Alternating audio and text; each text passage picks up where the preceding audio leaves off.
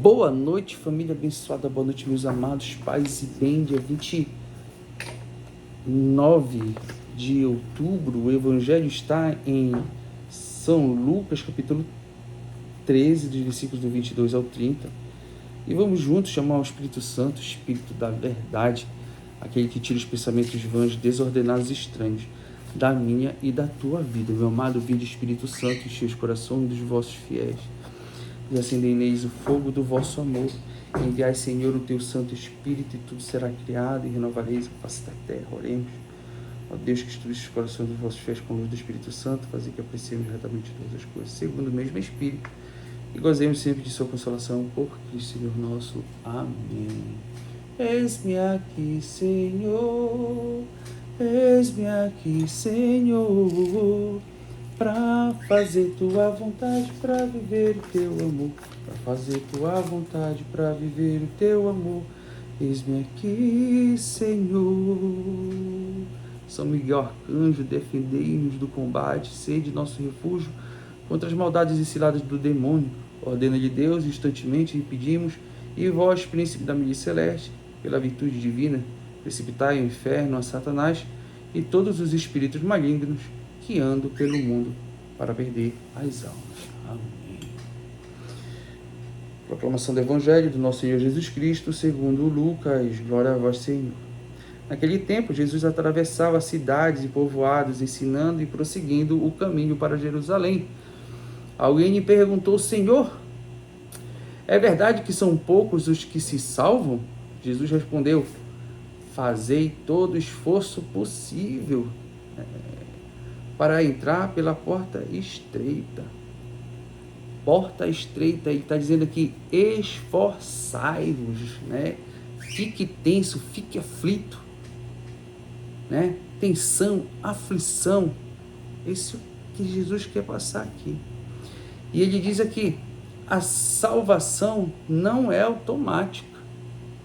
Muitos pensam que a salvação é automática. A salvação, ela necessita de luta, renúncia, humildade. Não tem outro caminho para ser salvo, para passar pela porta estreita,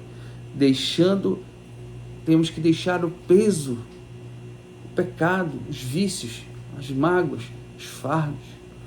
Muitos querem entrar, poucos estão dispostos a deixar os seus fardos para passar pela porta estreita. E é por isso que Jesus repete aqui para nós: fazei todo o esforço possível, esforçai-vos. Esforçai-vos. Amém? Continuando, fazei todo o esforço possível para entrar pela porta estreita, porque eu vos digo que muitos tentarão entrar e não conseguirão. Ou seja, ele está dizendo, não adianta participar de uma vida religiosa. Não adianta. Jesus não se impressiona mais com essas coisas, nem com a aparência. Ele vê o nosso coração, nossa humildade, né? Ele vê isso. E para você ser conhecido por Jesus, nós vamos continuar aqui. E aí ele diz, né? Então começareis a dizer, nós comemos e bebemos diante de ti, e tu ensinastes em nossas praças.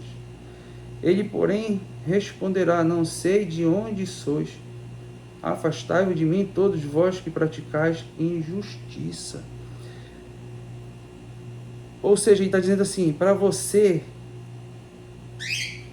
ser conhecido por Jesus, você tem que ter uma vida que eu venho falando aqui todo santo dia, uma vida de quê? Intimidade. E como é que a gente alcança uma vida de intimidade?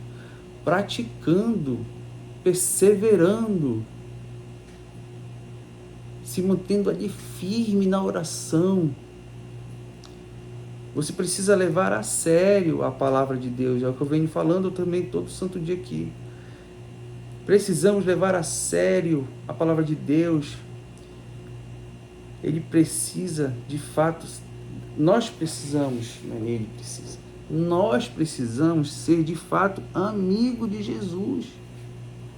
Vós sereis meu amigo, lá em São João está assim, vós sereis meu amigo se fizerdes o que eu vos mando. Vós sereis meu amigo se fizerdes o que eu vos mando. O pressuposto da amizade aqui com Jesus é o que? A obediência. Você consegue entender que para nós termos uma amizade com Jesus, nós precisamos ser obedientes à palavra de Deus. E as pessoas não querem mais ser obedientes à palavra de Deus. Uma delas aconteceu comigo aqui essa semana e com a minha esposa. Ela tinha um compromisso e eu recebi uma ligação que uma cliente vinha naquela hora do compromisso da minha esposa. Só que o compromisso dela tinha a ver com o quê? Com a palavra de Deus. E ela chegou comigo, amor, eu vou cancelar esse meu compromisso que pode ficar para depois, para nós atendermos a sua cliente. Eu falei, eu não concordo. Não concordo. Buscai primeiro o reino de Deus, o resto vos será acrescentado. Eu conheço. Mas como eu sou casado, não posso criar um conflito naquele momento. Eu falei, mas se você acha que está certo, eu estou lhe participando que, como eu busco uma intimidade com o Senhor, está errado nós escolhermos o dinheiro e deixar Jesus para depois. Nós deixamos Jesus para depois, porque eu aceitei a opinião dela. E depois, hoje conversamos sobre isso, mas ela ainda continua com a mesma opinião. Por quê? Nós estamos precisando e ela continua achando que, de fato, a gente precisa primeiro fazer o atendimento. Enfim, eu coloquei esse testemunho, que é até uma situação dentro da minha casa, mas eu coloco aqui para nós, para que a gente possa entender na prática o que Jesus está nos falando e que acontece diariamente. Eu, sabendo disso, não pude fazer o que ele me ensinou direito. Por quê? Infelizmente não depende só de mim. Ou eu batia de frente ali, ou criaria um clima e fiquei sem saber. Vou buscar uma orientação posteriormente com o padre para poder me explicar de fato isso aqui, porque é uma coisa que a gente nova para mim. Nova. Então, de fato, eu preciso de orientação. Ou seja, a obediência tem que estar firme. Entretanto, eu acredito fortemente que toda regra tem sua exceção, né? Que Deus olha o nosso coração. Então, não creio que a minha esposa esteja errada, porque, de repente, eu quero ir lá para Jesus, mas não estou com um coração bom, e de repente ela quer ir lá atender a cliente, ela está com o coração voltado a Deus melhor do que eu. Então há aí essa questão aí, né? E a gente conseguir discernir, e realmente é muito difícil. Então, o que eu quero dizer aqui para nós é que Deus olha o coração e não o título religioso, a aparência, a posição social. Muitos de fora acham que é isso. Os gentios, os pecadores, as prostitutas vão entrar no reino de Deus muito antes do que nós, meus amados. Pode ter certeza disso.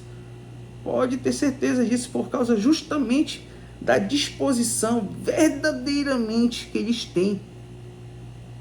E por isso, eles vão entrar pela porta estreita, porque eles não são apegados a nada. Eles deixam os apegos, os vícios. E Jesus continua dizendo aqui, se você consegue deixar os seus apegos, os seus vícios, e ele diz para os outros o quê? Esforçai-vos. Que nem esses aqui. que não precisa se esforçar. Eles não têm apegos, né? Na hora certa eles deixam os apegos, os vícios. E para finalizar aqui, eu pergunto para você, qual é a prioridade da sua vida espiritual? Qual é? Se pergunte, qual é a prioridade da sua vida espiritual? Trabalho da conversão? Ou você leva de qualquer jeito? Ou você só se preocupa com o dinheiro, passeio, e você não se preocupa com a sua vida espiritual? Isso aqui é uma mensagem para nós, para que nós possamos refletir. Reflita, mas reflita muito. Isso é muito sério. Muito sério. Para nós sermos conhecidos por Jesus, nós temos que ter uma vida de intimidade, meu amado. Para que Jesus possa levar a sério a gente. A gente tem que estar com a palavra de Deus dentro do nosso coração. Que o Senhor nos abençoe e nos guarde.